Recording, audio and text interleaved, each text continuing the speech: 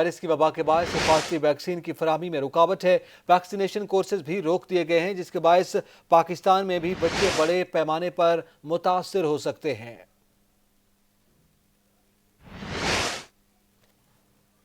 اس حوالے سے مزید گفتگو کرنے کے لیے ساتھ لائن پر موجود ہیں ڈاکٹر سرور۔ ڈاکٹر صاحب بہت شکریہ وقت دینے کا۔ میں آپ سے یہ جاننا چاہوں گا کہ یونیسیف نے جیسے یہ خطرے کی گھنٹی بجائی ہے بچوں کی ویکسینیشن کے حوالے سے، آپ ذرا یہ آگاہ کیجئے گا پاکستان میں اور پھر امریکہ کی جب ہم بات کرتے ہیں، اس میں کوئی فرق ہے بچوں کی ویکسینیشن؟ کیونکہ یہ 6 بیماریاں 7 بیماریاں کا ذکر کیا جاتا ہے، پاکستان میں تو ایک پریکٹس ہے پہلے سے کہ BCG دی جاتی ہے۔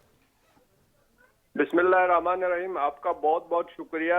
دیکھیں پاکستان میں بھی 6 جو مختلف موذی بیماریاں ہیں ان کے لیے ویکسین چل رہی ہے، اور یہ ویکسین کا دینا بہت زیادہ ضروری ہے۔ اگر ٹائم پہ ویکسین نہیں ملا جائے تو اور بیماریوں کا سرفیس کرنے کے چانس بہت زیادہ ہے۔ اس وقت ایک موذی بیماری سے ہم لڑ رہے ہیں، اگر بہت زیادہ اور بھی آ جائیں ویکسینیشن نہیں ہونے کی وجہ سے تو مستقبل میں ہمارے لیے حالات بہت زیادہ خراب ہوں گے۔ تو اس کے لیے میری رائے تو یہ ہے کہ تمام احتیاطی تدابیر کے ساتھ جو ٹائم کے ساتھ ویکسینیشن کرنی ہے وہ کرنی چاہیے اور بہت ضروری ہے۔ اچھا، اسی میں وہ یہ کہہ رہے ہیں کہ اگر اب ظاہر ہے ویکسین جو ہے اس کی کمی کا بھی ہے، اس حوالے سے خطرے کی گھنٹی بجا دی گئی ہے، اور اگر وہ اویلیبل نہیں ہوتی اور بچوں کو نہیں دی جاتی تو پھر ان میں دیگر بیماریاں پھیلنے کا خدشہ ہے۔ دنیا ابھی کرونا سے لڑ رہی ہے، اس کی ویکسین کی تیاری کی جانب بڑھ رہی ہے، اور یونیسیف جو ہے وہ یہ بات کر رہا ہے، اس نے ایک اور خطرے کا اشارہ دے دیا ہے۔ وہ آپ کی بات بالکل صحیح ہے۔ دنیا میں اس وقت کورونا کی وجہ سے بہت زیادہ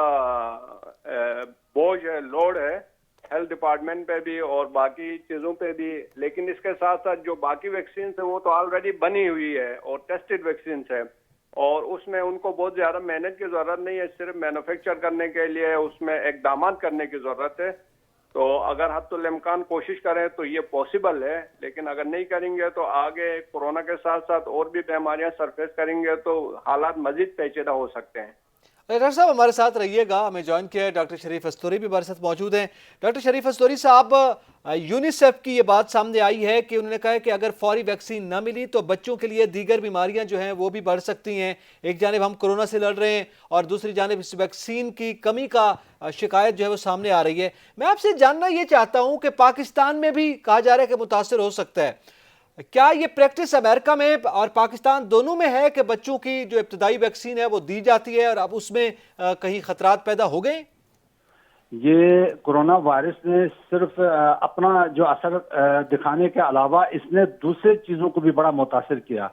اور بالخصوص جو ہے پولیو اور یہ میزلز کا جو ویکسین تھا اس کو ڈسٹرب کیا، اور یہ بچوں میں دیا جاتا تھا۔ ہمارے علاقوں میں بھی اپریل سے جنوری کے درمیان میں جو ہے یہ میزلز بہت پھیلتا تھا۔ اللہ کا شکر ہے کہ ویکسین کی وجہ سے کافی کنٹرول ہوا، لیکن یہ تھر کا ایریا اور جو دیہات کا ایریا ہے یا کراؤڈ ایریا میں یہ میزلز بہت پھیلتا ہے اور یہ جان لیوا بھی ہے۔ اس کا ویکسین جب ہو جاتا ہے تو انسان جو ہے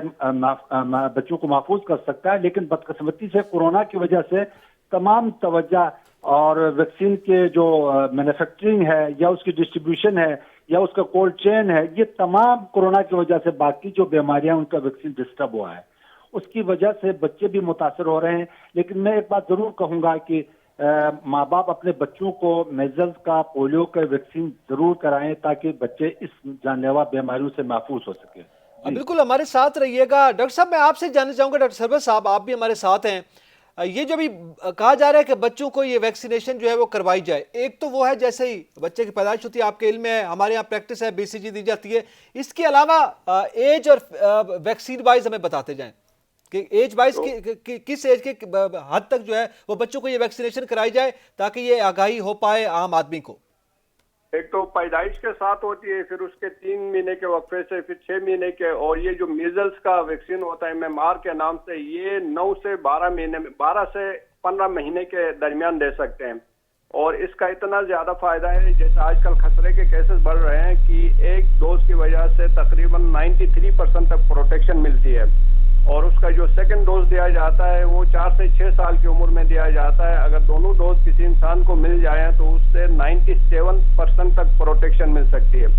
اب جو پولیو کے علاوہ جو میزلس ہے، میزلس بھی بالکل اسی طرح کا وائرس سے اس سے ملتا جلتا ہے، وہ اگرچہ وہ دوسری فیملی کا ہے، وہ بھی انتہائی کنٹیجس ہے اور متعدی ہے، وہ بھی ایک انسان سے دوسرے کو پھیلتی ہے، اس میں بھی اسی طرح سے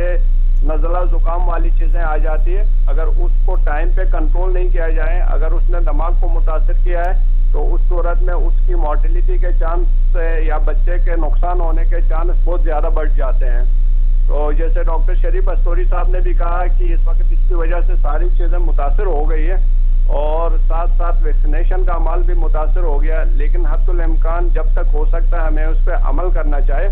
اگر نہیں کر سکتے ہیں تو اس دوران جن بچوں کے لیے ویکسینیشن کا ٹائم ہو چکا ہے ان کو بھی اپنے گھروں تک محدود رکھنا چاہے، پبلک پلیسز یا ان جگہوں میں ان کو لے کے نہیں جانا چاہے اور زیادہ لوگوں سے ہمارا ملاپ نہیں ہونا چاہے، تاکہ اگر کسی کو خدا نخواستہ آئے تو اس سے اس کو نہیں پھیلے۔ یہ اس میں بھی آئسولیشن کا بہت بڑا کردار ہے۔ صحیح، بہت شکریہ ڈاکٹر سرور ہمارے ساتھ موجود تھے، بہت شکریہ ڈاکٹر شریف استوری ہمارے ساتھ موجود تھے۔